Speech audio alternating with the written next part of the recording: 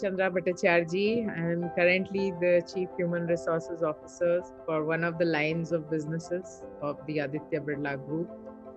And I am an HR professional. I've been in industry for now nearly 32 years. And I have traveled the entire gamut of HR work which is done in organizations, whether this is center of excellence related work or HRIS and digital related work, or you can call what we say HRBP. So my passion areas are, of course, overall HR strategy, how HR is helping business to grow, and how we can make a difference to the talent who are joining organizations at various levels. I am passionate about developing young talent and mainly around diversity talent. And lately, I think this is what the space that we are doing a lot of work. Of course, the other areas are there, which is like employee engagement and making them, have a purpose. So we are now in the purpose journey in our organization. So these are the various things. And as a person, I am interested in, development, social development. Of course, sustainability is also something of my interest. And definitely in my personal time, I am a little bit into meditation and spirituality also. So I do a lot of reading and working with myself in those areas. So I was born in Calcutta, brought up in Mumbai. I did my graduation from Delhi University. I did my honors in chemistry, and then I've done my post graduation in personnel management from XLRI Jamshedpur. I started my career with one of India's leading engineering giants, the Larsen and Toubro company. And after that, I have worked in various IT companies also. Those days, there were some of the smaller IT companies as startup IT companies. And I have worked in the financial sector also of our country before I joined the Aditya Birla Group nearly about 18 years back.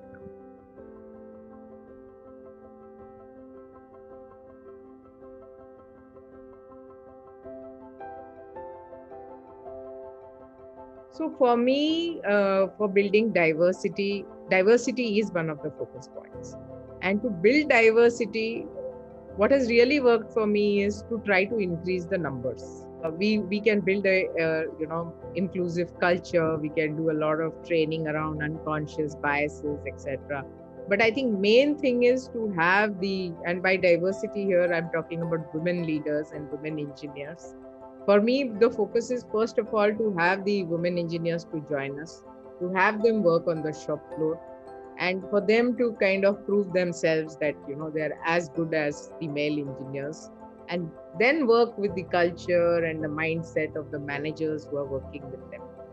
So the main thing that we drive towards is to hiring the diversity talent, to make it attractive for them to join our organization.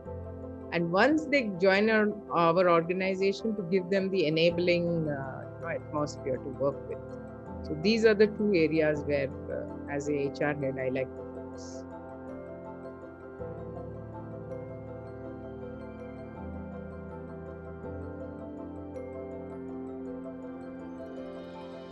This feedback about we are not having talent and all hasn't come to me, because wherever women have joined in our organization, the women engineers, wherever they have joined, we have got only positive feedback.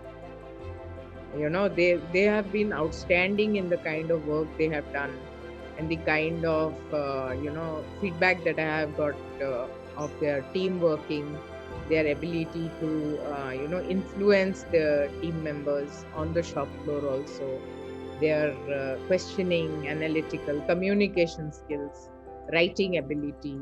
So I personally have not received any feedback. In fact, my managers want more. They want more diversity talent to join their teams. My challenge is I'm not able to provide them the numbers, but I have not received any feedback saying that you are anyways compromising on meritocracy. So, and neither have I received feedback that they are joining and leaving, because today the attrition is there in both the genders, and it is equal.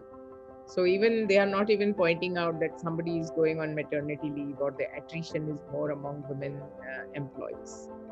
It is just that we do not get enough talent to be able to identify them, groom them, and bring them in.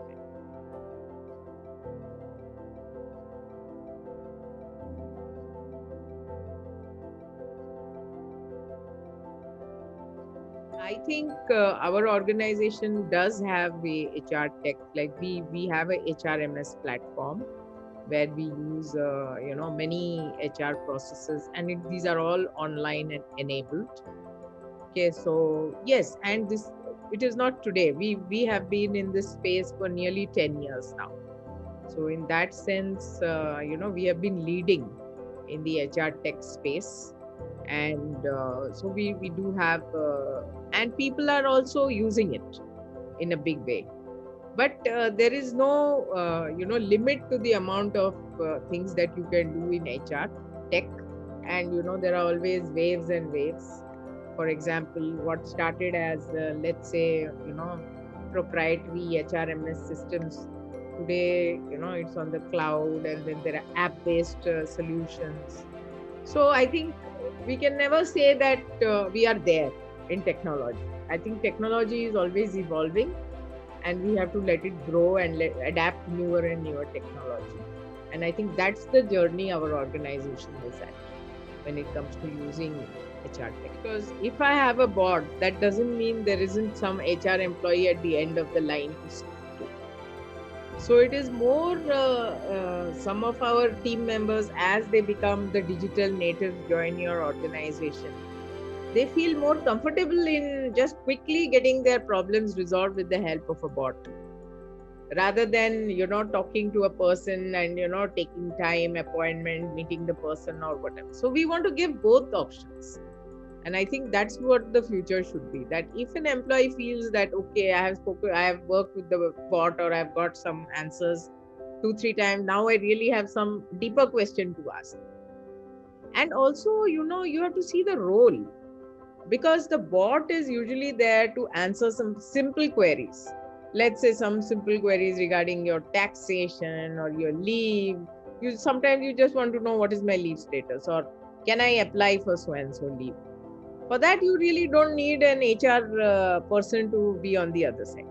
But if you have certain deeper questions like where is my career going, how can I move to the next level, what kind of competencies I can develop, okay, what kind of career guidance can I get in this organization? What is the next new project I should be doing if I want to develop in this area?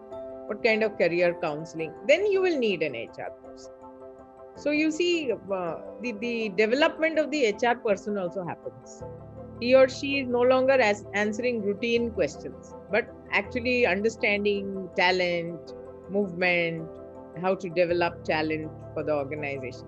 So it is a win-win both ways.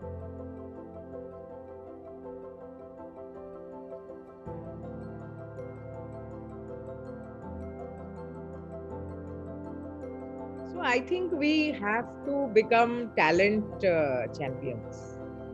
You know, that is when today any young person or any person, even in the middle of their career, they are joining an organization, they should know that in this organization, value will be added to me.